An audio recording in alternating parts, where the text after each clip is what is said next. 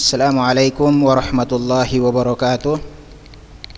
Alhamdulillah wassalatu wassalamu ala Rasulillah wa ba'du.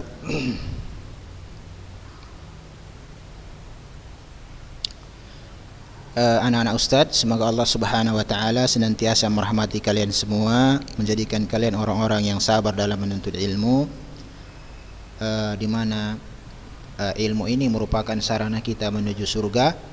Rasulullah bersabda, "Man salaka tariqan yaltamisu fihi ilman, sahalallahu lahu bihi tariqan ilal jannah." Barang siapa yang meniti satu jalan dalam rangka menuntut ilmu, Allah mudahkan bagi dia jalan menuju surga. Tentunya semuanya anak-anak Ustadz dan juga ya siapapun yang mendengarkan ini, ya kita berharap semua adalah hamba-hamba Allah yang kelak akan memasuki surga Allah tabaraka wa ta'ala. Kita sampai kepada pembahasan tauhid rububiyah, ya. Tauhid rububiyah, di mana sekedar mengingatkan ulang bahwasanya keimanan kepada Allah semata meliputi 3 jenis tauhid. Saya ulangi, ya. Mengimani Allah semata, ya. Kita kan beriman kepada Allah ini, ya. Saya beriman kepada Allah, kan begitu. Nah, perkataan beriman kepada Allah, keyakinan beriman kepada Allah itu konsekuensinya itu harus memahami 3 tauhid ini. 3 tauhid. Pembagian tauhid menjadi 3 adalah sebuah disiplin ilmu, bukan dengannya kita beribadah, enggak, tetapi sebuah pembagian dalam disiplin ilmu untuk memudahkan pemahaman. Sebagaimana juga pada zaman Rasul tidak ada ilmu nahu, ilmu sorob, enggak ada. Cuma di kemudian hari muncul ilmu itu untuk mempermudah pembahasan pembelajaran itu ini. Pekan lalu anak-anak Ustadz, tauhid rububiyah definisinya apa? Yaitu mentauhidkan Allah Ta'ala dengan perbuatannya. Ya, seluruh perbuatan Allah kita tauhidkan Allah di situ. Artinya perbuatan Allah itu tidak kita yakini ada pada orang lain atau pada makhluk. Misalnya salah satu perbuatan Allah pemberi rizki, maka satu-satunya yang memberikan rizki kepada kita, kepada makhluknya, baik dia manusia, hewan, jin, siapa? Allah. Maka tidak ada yang bisa memberikan rizki di dunia ini kecuali Allah. Sehingga tatkala ada orang pergi ke kuburan supaya rezekinya lapang katanya, atau melakukan ritual ini supaya mendapatkan kelapangan rizki, padahal kita tahu Allah Maha Pemberi rizki, berarti ada kesalahan dalam tauhid rububiyah. Hal itu dengan berkeyakinan bahwasanya Allah lah yang menyendiri dalam mencipta. Tidak ada yang menciptakan di dunia ini kecuali Rabbul Alamin. Allah juga yang memberikan rizki, Allah juga yang menguasai, Allah juga yang mengatur alam semesta dan seterusnya, Allah juga yang menghidupkan, Allah juga yang mematikan. Jadi tidak ada kaitannya misalnya si fulan bisa menghidupkan, si fulan bisa mematikan, si fulan bisa mengirim penyakit, si fulan bisa menyembuhkan. Enggak, itu sarana. Yang menyembuhkan tetap saja Allah. Oleh karena itu dalam ruqyah syariah saja, ruqyah syariah ini ruqyahnya secara syariat, itu saja salah satu syaratnya tetap saja yang menyembuhkan Allah, bukan ruqyah itu. Tetap saja misalnya tatkala kita minum obat, ya, misalnya kita flu, misalnya kita obat, ya, minum obat, yang menyembuhkan enggak obat itu, tetapi Allah. Obat itu hanya sebuah sarana. Nah, oleh karena itu nakku, ini mohon maaf Ustadz kepada yang mendengar yang lain, barangkali ada yang mendengar selain siswi-siswi, ya.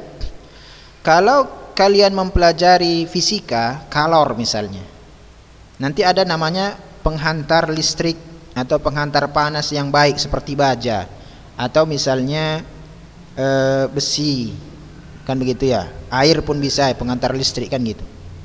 Harus kita pahami nakku, ya, bahwasanya yang membuat api panas itu Allah, bukan api yang membuat dirinya panas sendiri. Enggak, ini berarti dia menciptakan dirinya. Enggak, Allah. Ini harus dipahami dalam memahami pelajaran-pelajaran umum, pelajaran dunia.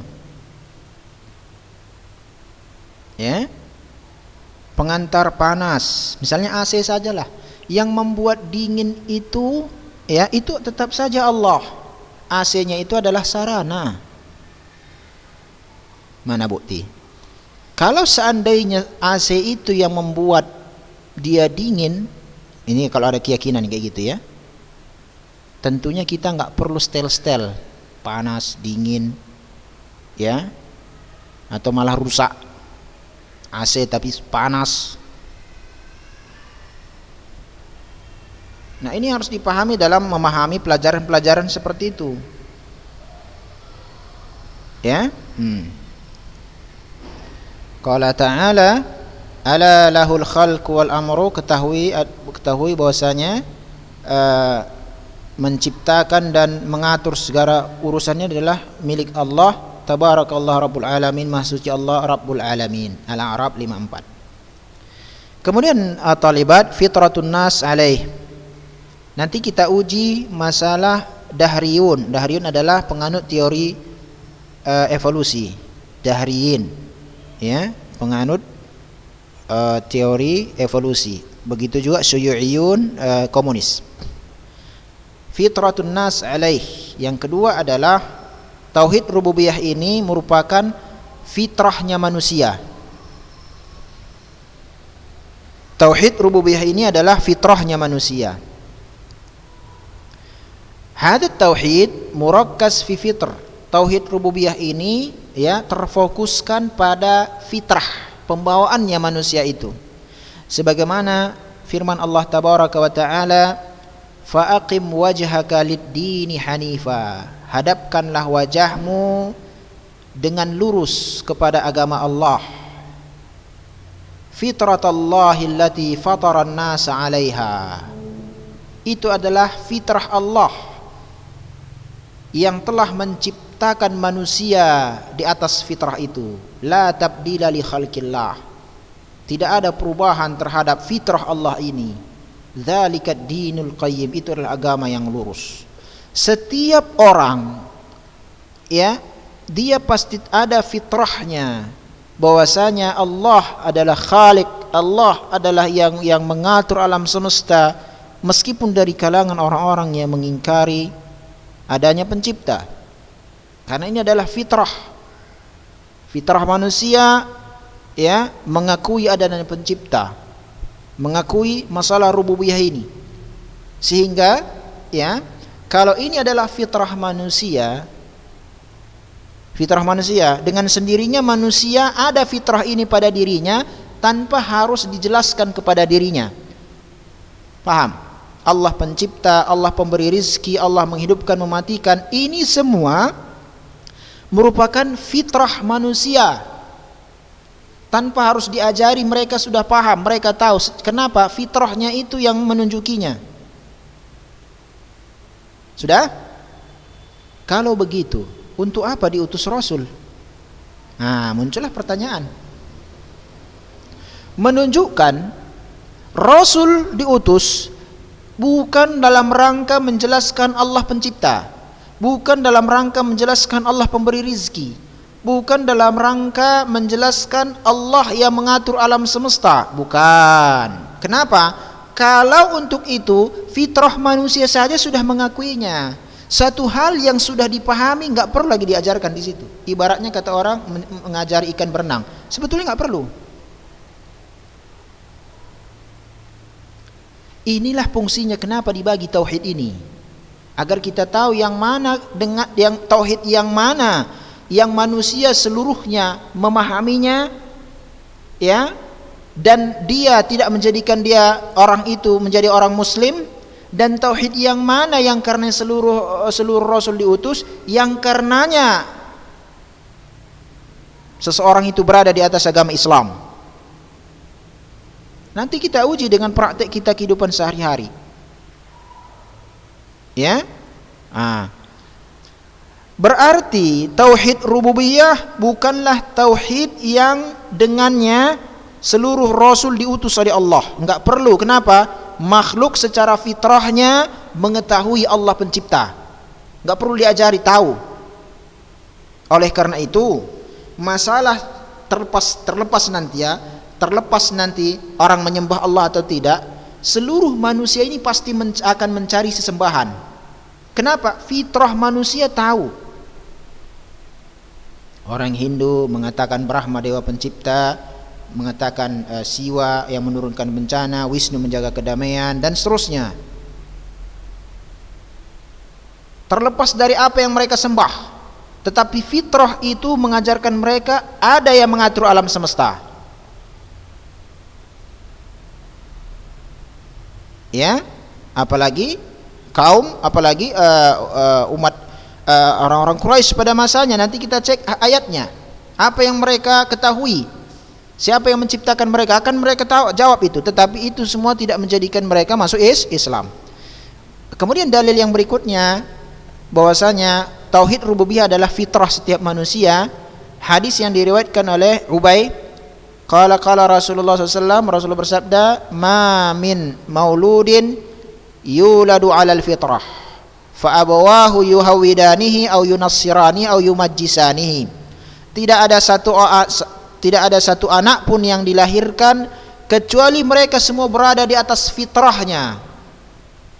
Ya, di atas fitrahnya, di atas agama yang lurus, itu asalnya semua.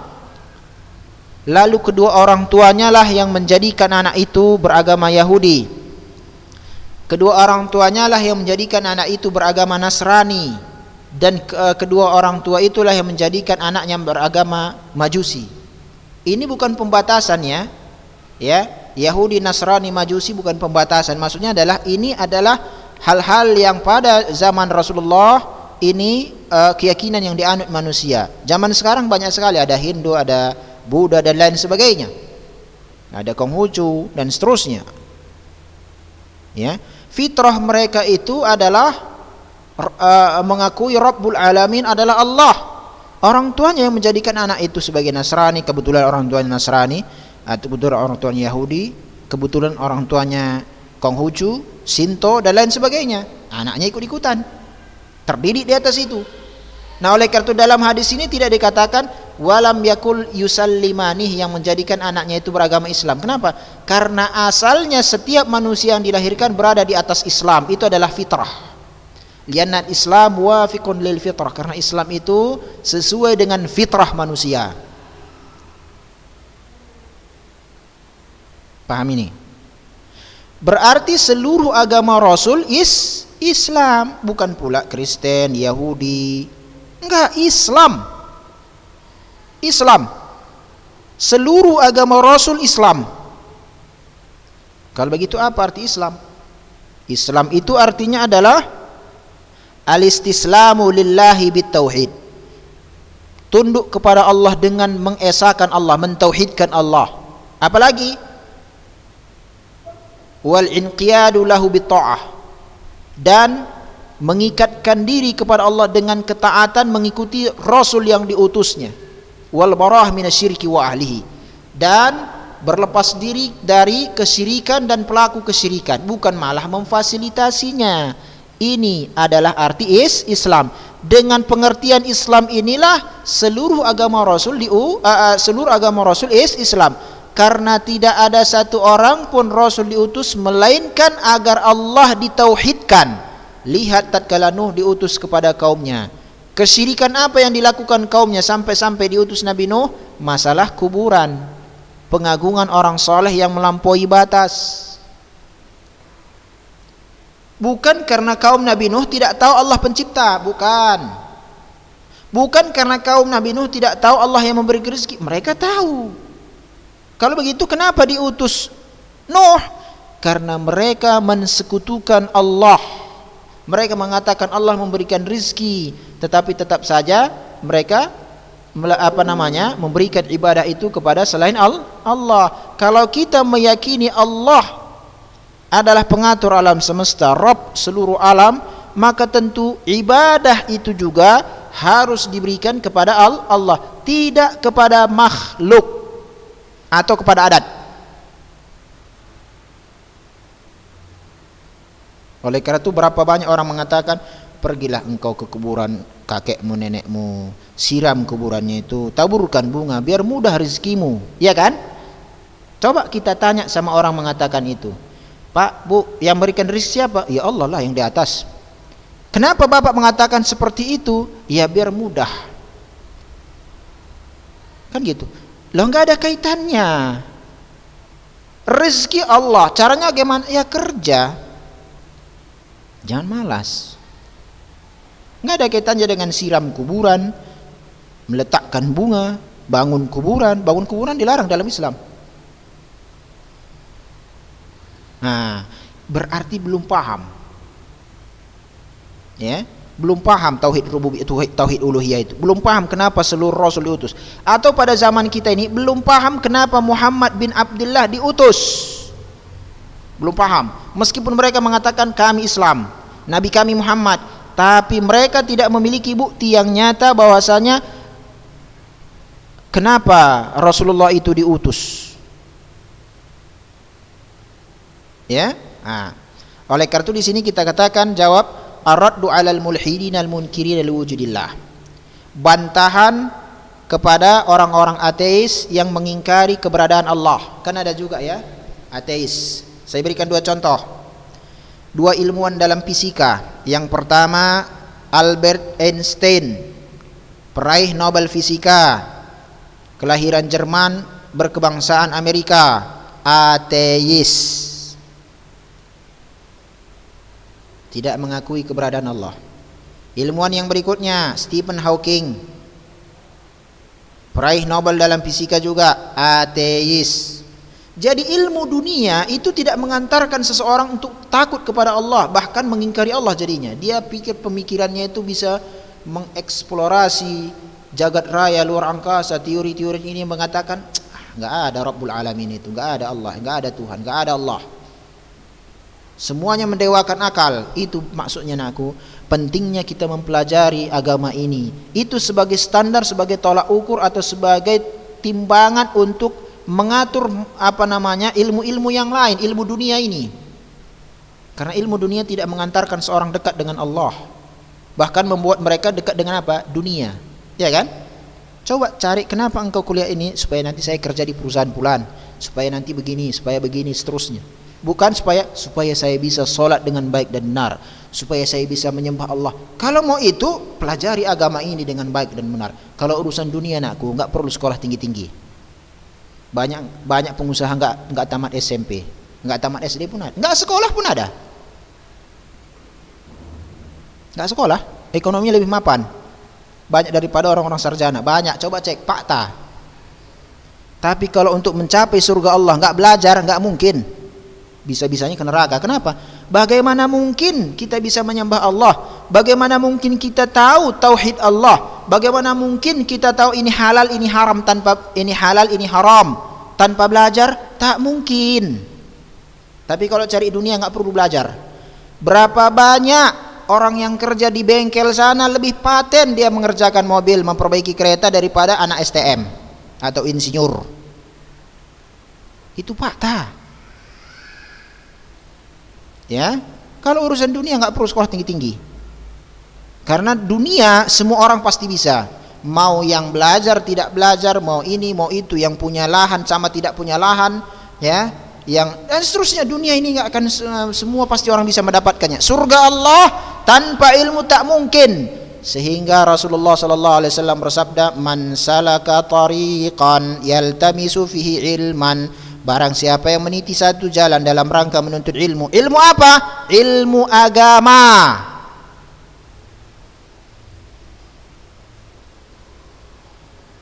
Sahalallahu lahu bihi tariqan ilal jannah. Allah mudahkan bagi dia jalan menuju surga. Apa itu surga itu nakku? Surga itu 100 tingkat. Bagaimana pohon di surga? Ma min syajaratin fil jannah illa wasaquha min dhahab. Tidak ada satu pohon pun di surga itu melainkan batangnya terbuat dari emas. Emas sekarang aku 1 juta, emas 24 karat, emas London 1 juta. Kita nggak tahu pohon surga itu seperti apa besarnya. Bahkan dalam satu riwayat ya, terdapat pohon di surga, ya, di mana kendaraan yang paling cepat yang pernah ada tatkala melewati pohon itu tidak bisa melewatinya 100 tahun. 100 tahun dia udah cepat kali itu, tidak tembus batangnya doang, nggak lewat. Saking besarnya. Seperti apa itu? Ya, mobil terkencangnya, kencang nih lewat, ada kan sekarang ini 400 km per jam ada. Yang gak usah banyak-banyak, anggap aja lah 200 km per jam. 1 jam dia mampu tembus 200 km. Ini 100 tahun tak lewat batangnya saja. Ada pohon di surga seperti itu. Ya, dunia ini kecil. Medan Johor ini saja nggak mampu kita kelilingi ya. Jalan kaki atau naik mobil kelilingi detail secara mendetail Medan Johor ini. Belum ada. Padahal tidak ada di dunia ini yang memiliki Medan Johor ini. Satu orang. Medan Johor ini bagi-bagi berapa orang ini? Ya, dan lain sebagainya. Ya. Dan ini adalah bagian yang terkecil dari kota Medan. Kota Medan adalah bagian terkecil dari sebuah Provinsi Sumut. Provinsi Sumut bagian kecil dari sebuah negara Indonesia. Negara Indonesia bagian terkecil dari sebuah Asia. Asia bagian terkecil dari sebuah dunia. Dunia itu masih kecil lagi dibandingkan dengan benda-benda planet yang lain. Jagat raya surga itu luasnya seluas langit dan bumi. Coba kalian pelajari di fisika galaksi Bima Sakti, galaksi Andromeda. Luar biasa katanya luasnya. Matahari itu gitu besar. Matahari yang segitu besar saja masih dalam galaksi Bima Sakti yang sangat luar biasa. Matahari itu nggak ada apa-apanya lagi, malah kecil, masih dianggap kecil. Surga seluas langit dan bumi. Oh, nggak tahu kita luas langit itu berapa. Lalu kita fokus di dunia ini, ongkang-ongkang sana ke sini, nggak mau mempelajari agama. Ini tinggal kita belajar saja pun malas, meninggal pasti rugi nakku, rugi. Kamu istirahat nanti di surga. Sekarang bukan waktu istirahat kita. Nah, kita lihat nih ya. Ar-raddu 'alal mulhidina al-munkirina liwujudillah. Bantahan orang-orang mulhid, ateis yang mengingkari keberadaan Allah. Kan baqiya minaz zaman. Baik, 8 menit lagi. Al-iqraru biwujudillahi ta'ala amrun fitri. Mengakui keberadaan Allah adalah perkara yang fitrah. Islam agama yang fitrah. Ya, Islam ini agama fitrah. Oleh karena itu, ya, manusia yang belum kena syubhat, belum masuk kena pemikiran yang aneh, mereka itu pasti menerima ajaran Islam apa adanya.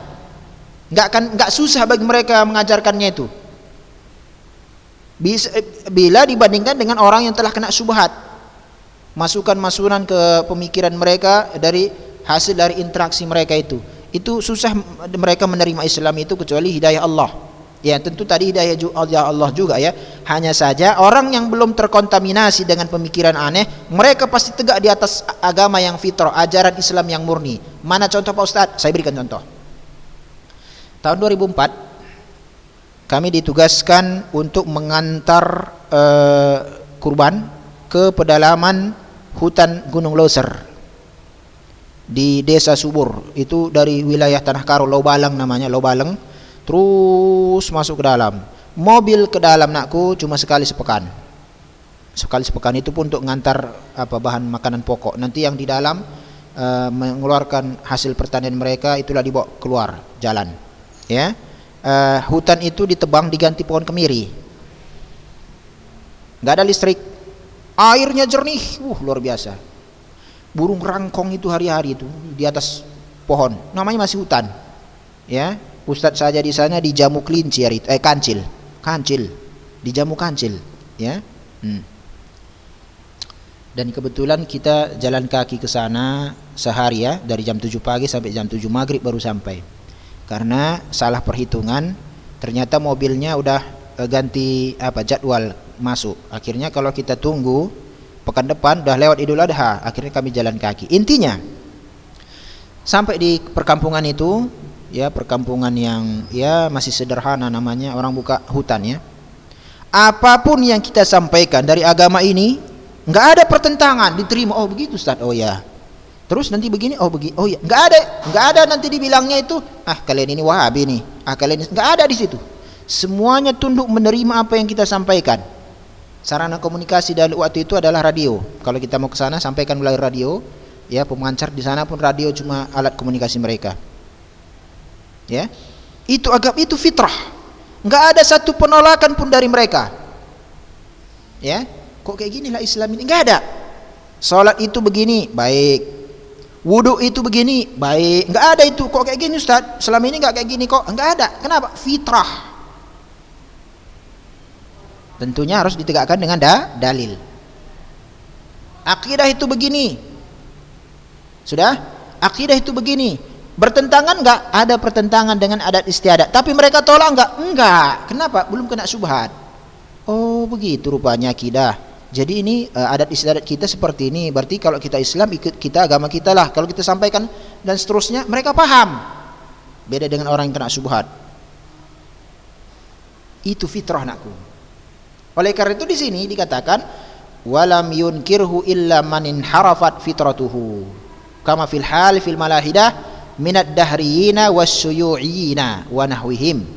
Tidak ada yang mengingkari fitrah ini, fitrah tauhid rububiyah, fitrah Islam ini, kecuali orang yang menyimpang fitrahnya sebagaimana keadaan orang-orang ateis dari kalangan teori evolusi, penganut teori evolusi, dan orang-orang komunis dan selain mereka.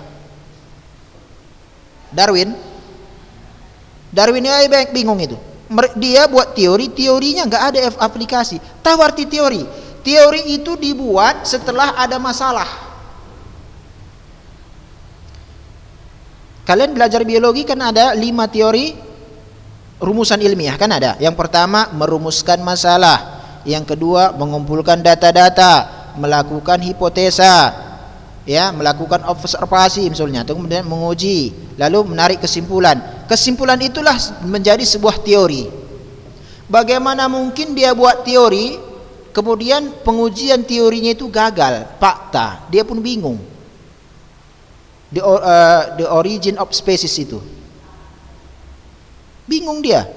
Dia buat teori manusia dari kera, Pithecanthropus erectus, Homo sapiens, Homo peckinensis dan seterusnya, Homo africanus, ya, dan lain sebagainya. Tapi pada faktanya dia tidak bisa menetapkan teorinya itu benar.